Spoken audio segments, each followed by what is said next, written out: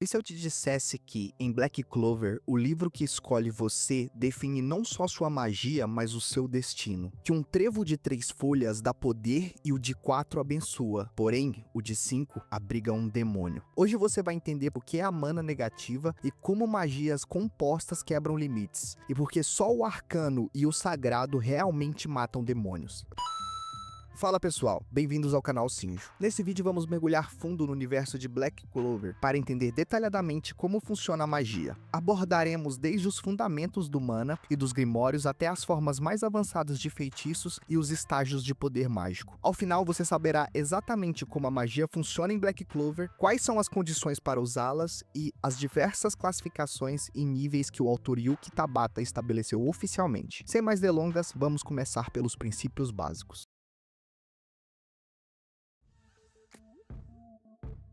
Para entender a magia em Black Clover, primeiro precisamos entender a mana. A mana é a energia natural que existe em todo o ambiente e dentro de cada ser vivo. Em Black Clover, praticamente todas as pessoas nascem com mana, em maior ou menor grau. Essa energia vital é a fonte do seu poder mágico. Usar magia nada mais é do que refinar e canalizar essa mana para realizar uma função, ou seja, lançar um feitiço. Algumas pessoas possuem uma afinidade muito grande com a mana e desde cedo demonstram grande poder mágico. Diz que esses indivíduos são amados pela mana. Um exemplo é o Yuno, que desde criança exibia um talento natural extraordinário. Por outro lado, é extremamente raro, quase inédito, alguém nascer sem mana alguma. Quando isso acontece, a pessoa é considerada odiada pela mana, como é o caso do protagonista Asta. Asta não tem mana nenhuma em seu corpo, o que o torna incapaz de usar magia convencional, uma condição única que terá grande importância na história. Importante notar que a mana não está apenas nas pessoas, mas circula pela natureza. Há lugares no mundo com densidade de mana muito alta,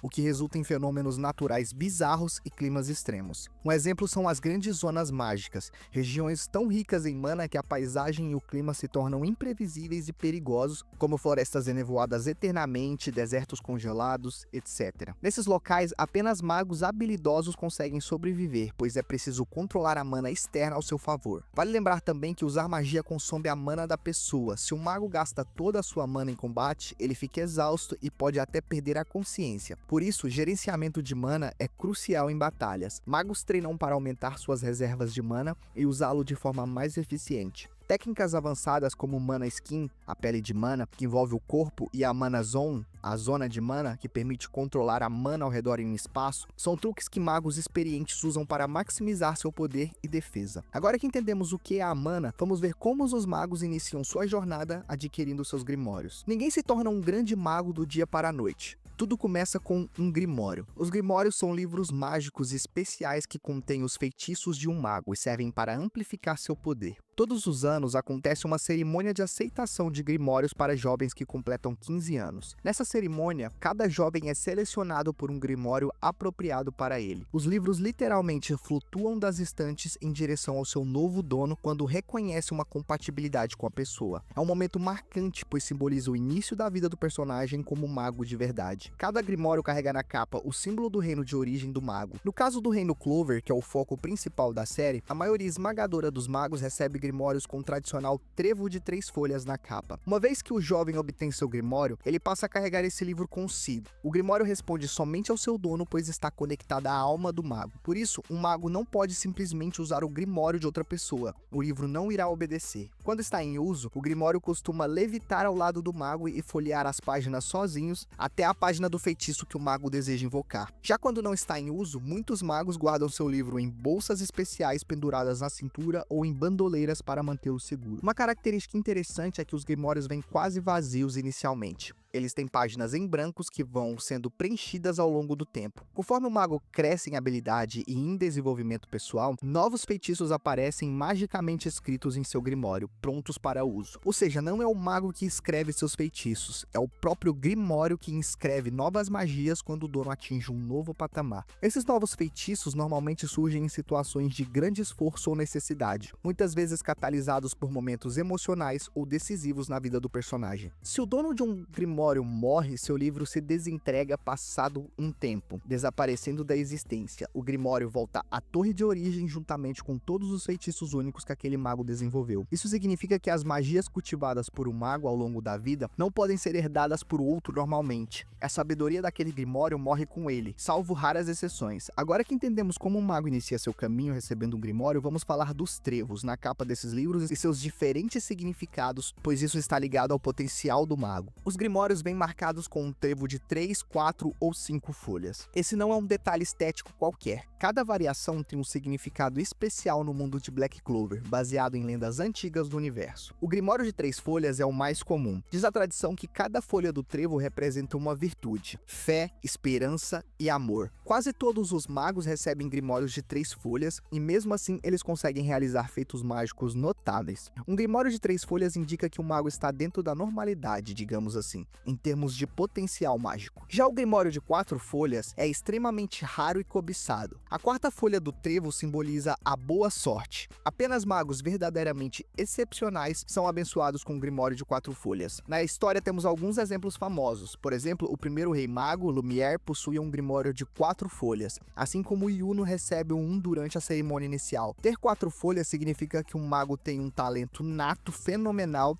e é destinado a grandes feitos. Esses Grimórios raros amplificam ainda mais o poder mágico do usuário, sendo praticamente um símbolo dos escolhidos. Por fim, temos os Grimórios de 5 folhas. A quinta folha do trevo carrega uma frase ominosa: na quinta folha reside o demônio. Um Grimório de 5 folhas não aparece simplesmente do nada para alguém na cerimônia. Na verdade, ele surge quando um Grimório de 4 folhas é corrompido pelas trevas, ou seja, se o mago de 4 folhas sucumbir a um desespero absoluto, ódio e negatividade, seu precioso Grimório de 4 folhas mancha-se, a capa muda de cor e brota uma quinta folha. Esse livro corrompido é chamado de Grimório do Desespero. A quinta folha representa a morada de um demônio. Em outras palavras, um demônio passa a habitar ou influenciar aquele Grimório. Esses Grimórios de 5 folhas são artefatos raríssimos e perigosos. Um diabo pode tomar posse de tal livro para canalizar seus próprios poderes no mundo real. Diferente dos outros, um Grimório de 5 folhas não se desfaz quando seu dono original morre. Ele permanece adormecido até encontrar um novo usuário compatível com ele. Além dos Grimórios, alguns magos privilegiados podem contar com a ajuda de espíritos mágicos, também conhecido como espíritos elementais.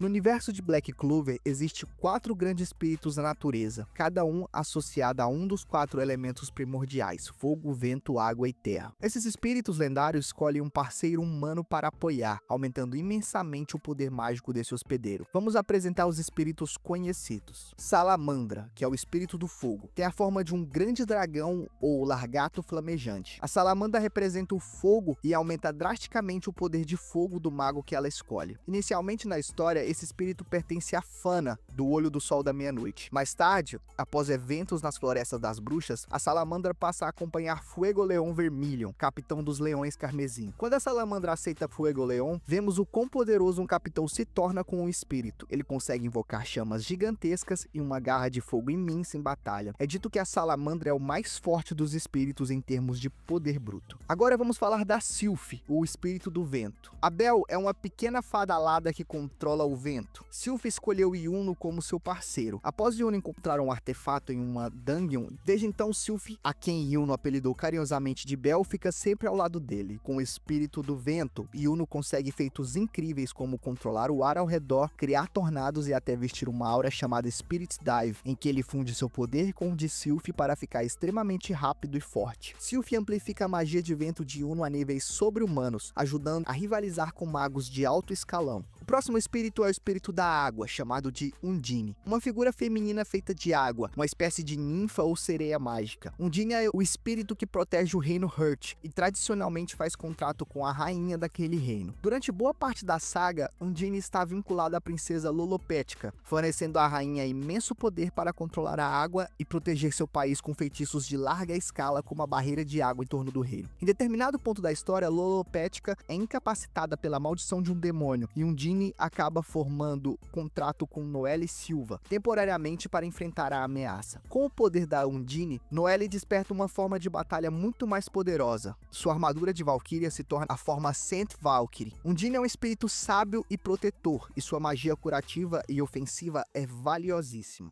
Por fim, temos o espírito da Terra, Gnom. Este é o único dos 4 espíritos elementais que ainda não apareceu diretamente na história principal até onde foi publicado. Sabemos da existência do Gnom porque foi mencionado que há um espírito da Terra, mas nenhum mago conhecido o possui ainda. É esperado que em algum momento o espírito da Terra escolha um hospedeiro. Os espíritos mágicos elevam o patamar de qualquer mago, dando acesso à magia espiritual. A presença de um espírito pode permitir técnicas únicas, como o Spirit Dive, e que o Yuno utiliza para incorporar Sylph ao próprio corpo e multiplicar suas capacidades. Além disso, magos com espíritos podem alcançar o chamado estágio sagrado, um nível de poder abençoado capaz de purificar a malícia e aniquilar demônios. Mas tenha em mente que os espíritos são fundamentais para atingir esse nível divino. Assim como existe um mana positivo presente na natureza e nas pessoas, Black Clover introduz um conceito de mana negativa, uma energia sinistra proveniente do submundo, o mundo dos demônios. Essa mana do submundo é chamada de Philnomana, mana negativa, no próprio mangá. Suas características são perigosas, ele amplifica o poder dos feitiços além do normal, porém traz consigo uma corrupção terrível. O uso de mana negativo pode corromper o corpo, a alma e a magia de quem utiliza ou de quem é atingido, pois essa energia está impregnada de maldade e caos. Por essa razão, qualquer magia que envolve mana negativa é considerada magia proibida no universo da série. Magias proibidas são feitiços ou rituais que ultrapassam os limites naturais da magia comum, geralmente obtidos através de pactos com demônios ou sacrifícios terríveis. Esses feitiços proibidos desrespeitam as leis do mundo, por exemplo, realizar ressurreições, obter poder imortal ou destruir barreiras entre dimensões, e sempre cobram um preço alto. Um exemplo clássico de magia proibida na história é o ritual utilizado pelos elfos, Patri e seus aliados do Olho do Sol da Meia-Noite, juntando as pedras mágicas e executando um feitiço proibido para reencarnar as almas dos elfos falecidos nos corpos dos humanos. Essa reencarnação em massa só foi possível usando o mana negativo do submundo, o que acabou transformando Patri em um elfo sombrio repleto de ódio. As pedras mágicas são artefatos antigos e muito importantes ligados a esse tema. Espalhadas pelo reino, eram joias misteriosas guardadas em lugares remotos. Descobre-se que essas pedras possuem conexões com o submundo. Elas atuam como condutores de mana negativa. Ao reunir todas as pedras mágicas em um local específico, pode-se canalizar uma enorme quantidade de mana do submundo e amplificar poderosamente um feitiço. Foi exatamente isso que o grupo de elfos fez. Coletou todas as pedras mágicas para potencializar seu ritual proibido. Conforme os personagens de Black Clover evoluem, o autor introduz novas formas ou técnicas de magia que expandem o sistema mágico. Vamos explicar algumas das principais formas avançadas de uso de magia descritas na obra, como a magia composta, a magia de combinação e a magia suprema. Magia composta, este termo se refere à combinação de múltiplos feitiços diferentes para criar um feitiço único e mais poderoso. Pode acontecer de duas maneiras: ou um único mago combina 2 ou mais feitiços seus em uma só magia, ou vários magos unem feitiços distintos simultaneamente. Em casos raros, um mago pode ter acesso a 2 naturezas de magia e conseguir ele mesmo fundir suas habilidades. Já em situações de equipe, é mais comum vermos magos aliados combinando seus poderes, como um mago de fogo e um de vento, unindo magias para criar um enorme tornado flamejante, por exemplo. A magia composta exige coordenação e talento, mas pode resultar em efeitos devastadores que nenhum dos magos conseguiria sozinho. Durante a invasão dos elfos, vemos vários feitiços combinados, lançados por grupos de cavaleiros mágicos para deter magias inimigas gigantes. É literalmente a união fazendo a força no sentido mágico. Agora vamos falar da magia de combinação, ou magia de união. Esta é, na verdade, uma subcategoria da magia composta, referindo-se especificamente à junção de 2 feitiços, em vez de vários. Em inglês, o termo foi introduzido como Combo Magic. É o caso mais simples de cooperação mágica. 2 magos sincronizam um ataque ou técnica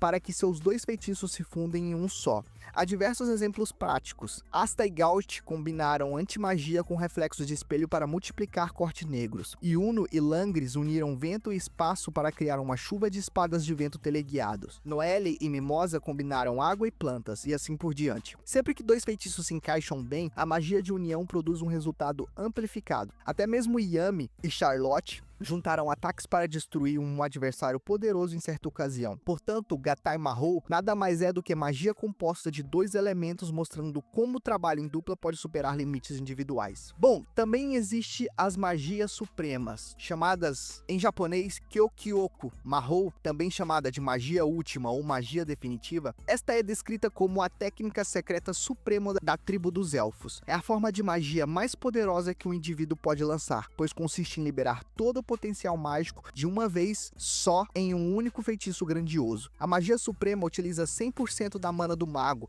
e geralmente também puxa a mana da natureza ao redor, para criar um efeito de escala e potência sem igual. Por ser derivado do conhecimento antigo dos elfos, apenas aqueles que aprendem com eles conseguem usar esse recurso. No arco do Reino Hurt, alguns cavaleiros mágicos do Reino Clover treinaram com os elfos restantes e com a entidade da Dryad, e aprenderam a utilizar a magia suprema. Personagens como Luck, Magna, Noelle e outros desenvolvem feitiços supremos para enfrentar os demônios da Tríade Negra. Uma característica desses feitiços é que inscrições rúnicas aparecem nas páginas dos grimórios quando a magia suprema é dominada, indicando que ela aproveita as antigas runas e símbolos da mana natural. Embora extremamente poderosas, as magias supremas são desgastantes. Usar toda a sua mana em um golpe exige que o mago derrote o inimigo com ele, caso contrário ficará sem energia para continuar lutando. Além dessas 3 formas destacadas, vale mencionar algumas técnicas relacionadas que complementam o sistema mágico. Por exemplo, o método de manas, que foi introduzido no Reino Hurt, é a prática de desenhar runas e formular mágicas no ar para comandar a mana natural. Isso permite feitiços mais eficientes, chamados de verdadeira magia, que adicionam o poder da natureza aos ataques. O método de mana foi um passo intermediário para que os magos humanos aprendessem magia suprema com os elfos. Há também as Mana Zone, ou zona de mana, técnica avançada em que o mago expande sua percepção e controle a toda a mana do ambiente numa área ao seu redor. Usando a Mana Zone, o mago pode mover-se livremente no ar,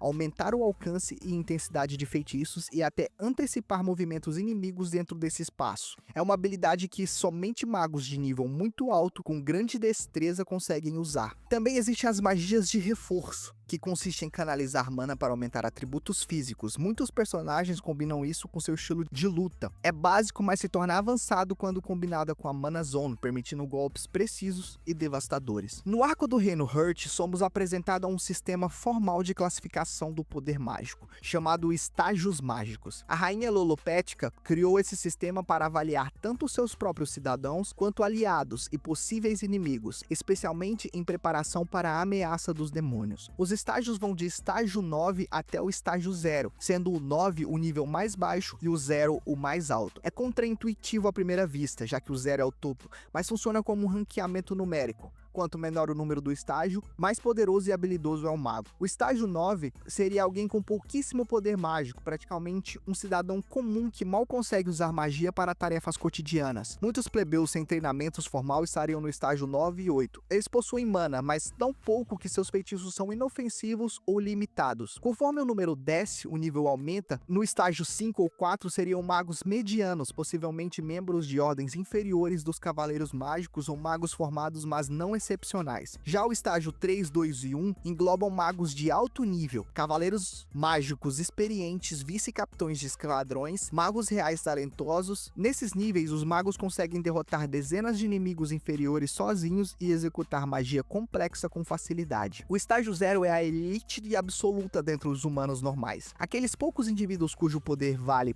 por centenas de soldados comuns. Um mago de estágio 0 é capaz de enfrentar exércitos ou calamidades praticamente sozinho. Muitos capitães dos cavaleiros mágicos e pessoas no topo da cadeia alimentar mágica se enquadram em estágio 0, como Nozel, Fuegoleon, Mareoleona. O propósito desse sistema era enfatizar que um único mago de alto estágio vale mais no campo de batalha do que vários de estágios baixos juntos. Porém, também existe o estágio arcano. Além dos níveis numéricos, o autor introduz um conceito de estágio arcano. Esse não tem número porque é uma classificação à parte. Um mago arcano é aquele cuja magia não pode ser categorizada nos parâmetros comuns, geralmente por envolver magia com propriedades especiais ou únicas, muitas vezes relacionadas a feitiços proibidos ou poderes antidemônio. Magias de estágio arcano ignoram resistências convencionais e são capazes de afetar diretamente os demônios, que normalmente são imunes ou muito resistentes à magia normal. Por isso, durante Durante o confronto com os demônios do Reino Spade, ficou claro que somente magos arcanos poderiam derrotar definitivamente os inimigos. Um exemplo de personagem arcano é o próprio Asta, pois ele usa antimagia. Existe também o estágio sagrado, que é um caso especial aplicado aos usuários de espíritos mágicos. Se um mago com um espírito elemental desenvolve um feitiço ofensivo de alto nível, usando o poder do espírito, ele pode ascender ao estágio sagrado. Basicamente é um estado em que o poder do espírito se manifesta em sua forma mais pura através do mago, conferindo às suas magias propriedades de purificar a malícia. Na prática, isso significa que os ataques em estágio sagrado anulam maldições e destroem demônios de forma definitiva. A magia em Black Clover baseia-se na mana,